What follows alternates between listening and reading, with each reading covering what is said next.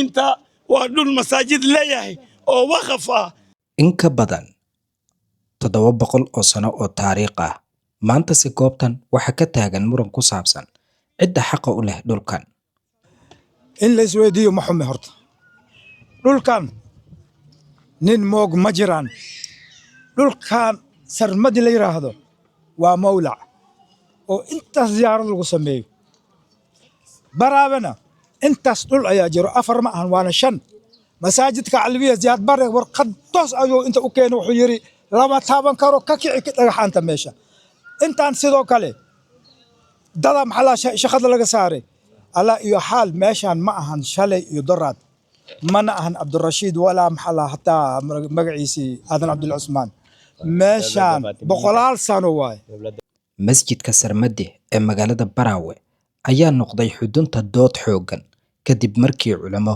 nabadoono xubno ka tirsan golaha deegaanka iyo bulshada deegaanka ay ka hor yimaadeen qorshe lagu sheegay in dhulka laga dhiso guriga haweenka maamulka degmada Baraawe. dadka deegaanka ayaa ku doodaya in goobtu tahay dhul waqaf ah oo ka tirsan masjidkan waxayna dalbanayaan in la joojiyo qorshaha dhismaha ilaa laga cadeeyo lahaanshaha iyo xaaladda sharci ee dhulka. Leo chiko katika msikiti wa Sarmadi Banyaye inasula kupigwa bori kwa maana guriga hoyoinka kuvunangwa migoma kufanywa maana makindri maana disa msikiti kitinikizo na msikiti kwa inafungwa ndirai maana nanti hii ntanguzi chondosheo asi embereke kambere ni ntia msikiti na kila chintu numba hizi zote zinatilma mata msikiti anti iko anda msikiti numba ya rabanafunzi numba ya madera numba yitu yote inatilmamata kwa anti inda msikiti maanaye chindu cha msikiti suo sura na wantu wa moja boizo maanaye watukio inshallah mujitu wapiguri wala toko ebata inshallah na watu tena kuawisha nao wantu witu wako banyani kwao jabuizi inayo maisma muntu wamini ukodo chimini kwae maana nasimamira anti hii itashatilila ntatashatiloa anti hiyo peke na anti kwa maana ya dafa zake zinasuloa anti hiyo peke zinasuloa anti kwa ukunzima inasuloa wantu witu chondokeni wazima na wana chiko tayari nanti intinda msikiti miaka 1000 na chintu nti ishfanyoa mahadhara kana mtanga ziara sidna Abdul Qadir Jilani Sheikh Juweso wonte Sheikh Sim al-Barawi kulli chintu ishfanyoa hapa kwa chintu hichi wa ile wantu wanakubadila wanasura kufanya jawabu mepe wallahi billahi geran kaigna dulkan lama taaban karo Allahu akbar dulkan lama taaban karo ilaahay laga absado ninki dulkan oo rabo inuu wax ka sameeyo dulkan qof sameey karo ma jiro siyaad bare wax buu sameey lahay waa diidi. masjidka Sarmadi waxa dadka deegaanka ay ku tilmaamayaan mid ka mid ah goobaha ugu faca weyn magaalada Baraawe. waxay sheegayaan in masjidku soo jiray in ka badan 700 oo sano isla markaana dhulku ku hareeraysan uu muddo dheer ahaa qayb ka mid ah waqaf masjidka u leeyahay laakiin hadda goobtan taariikhiga ah waxa hareeyay su'aal culus yaa iska leh dhulkan maxaa loogu talagalay haddii aan aamusno wala si qaadaya hadda danta waxaan ugu qasabtay markaan aragnay in loo soo dhawaaday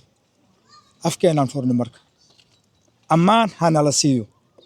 dhulkan waa dhul masaajideed dhulkan waa dhul mawlac walaalayaal waxaan idin bariyaa masaajidkan dhowr jeer shamsa timid intaas qofood waan la joogeen waxay dhigeen maxalla bulkeeti ayaa dhigay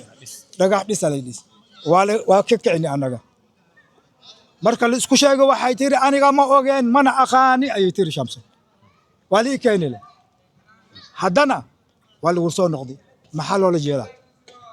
qof walba bas marra xala nin dadkan macalla gabil ad wax ay haystaan wax awood ay haystaan ma jiraan miya ilaahi awood leh ilaahi umriwan 80 sana nimo ibanaina yo konta miskiti wa Sarmadi toya dawla na numa ziko jirani zote na tilmamata itana kula wantu na tunakupiga boli kumzulisha miskiti وان شاور شنبك بول زوجة مسكتي مسكتي وزولتي موجيرتك وزول شاو أمبر واو وتكو زولتا دنيانا آخرة هوانا وراحة دغلتاني روزا كل محلا يوكو مورو كودو لغة لتميني ندالت دتاكو دفاع نوما يا موجيت سوى يا مادم نبي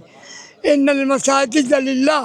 فلا تدعو مع الله أحدا. dadka deegaanka ayaa sidoo kale tilmaamay in dhagax dhigga mashruucan uu dhacay xilligii ololaha doorashada koonfur galbeed. waxay ku doodayaan in xilligaasi aan si buuxda loo hubin xaaladda iyo lahaanshaha dhulka.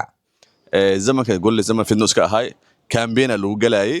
meel campaign lagu galay heed marka waxa la dhahay dadka qofka maadaama campaign ku sameysanayo ka xishooda iska dhaafa lianahu inuu ku soo dhiirina la sameeyay lahayn laakiin maanta in dhagax la soo daadiyo waxna qabtamaan mashaajidkiina waa kan takbiirta inta yeeraysa muusiga inta yeeraysa baadil marka waxa qul jaa al haqu wa zahaqa al baadil marka banbal baadilka la zuulaya marka waxaan leenahay dadka cabashada shaad madow madaxweynaha koonfur galbeed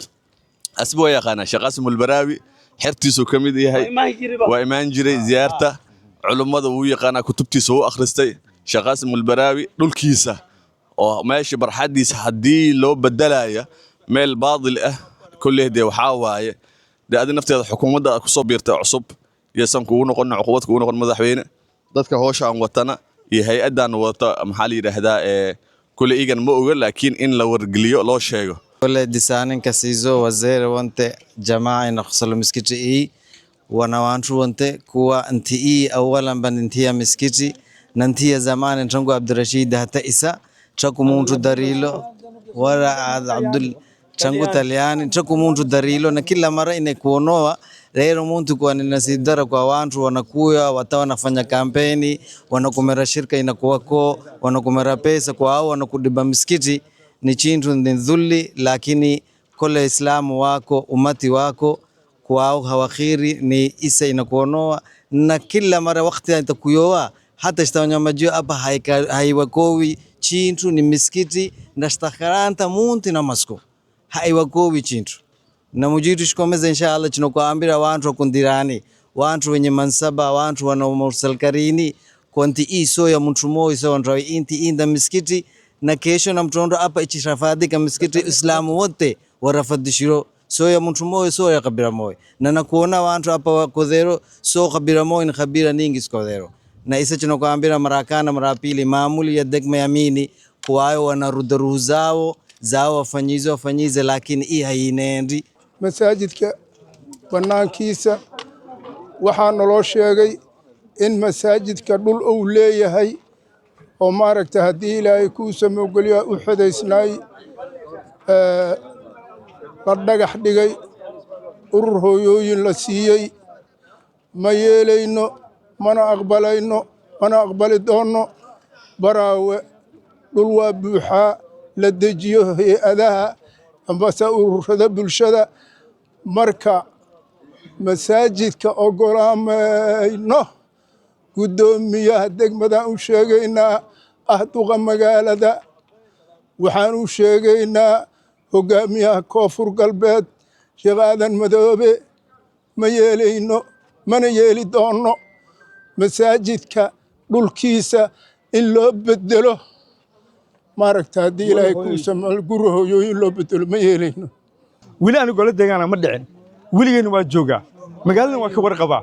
hadda guddidan waxaa la dhahay wallahi inaan leela soo socodsiin leela ma sheegin dadkii buuqay dadweynihii oo hadda yaabsana meesha ugu imaan war guddoomiye meel ururka haweenkii ururka odayaasha aan siino waa haynaa meelaan leenahay dhul badan oo faraaqada dowladda leedahay jirto dhulkaas aan siino maana meel cidla barxad iska banaan iskaga soo qabsanay oo kumaan sano inta boqolaal sano waxa ay dhisan wax la yeeli karo maahan marka dowladdeenu sharafta leh qiimaha leh qaayad leh dadka wax oo magaalada dadka wax ka yaqaano waa in lala tashadaa. masjidka Sarmadi oo bulshada Baraawe ay ku tilmaamayso astaan diimeed iyo taariikheed ayaa sidaas darteed maanta wajahaya su'aal ka weyn dhismo kaliya ma la ilaalin doonaa dhul ay bulshadu ku tilmaamayso waqaf mise waxa la sii wadi doonaa qorshaha dhismaha guriga haweenka jawaabta waxa laga sugayaa dhinacyada ay arintani qusayso.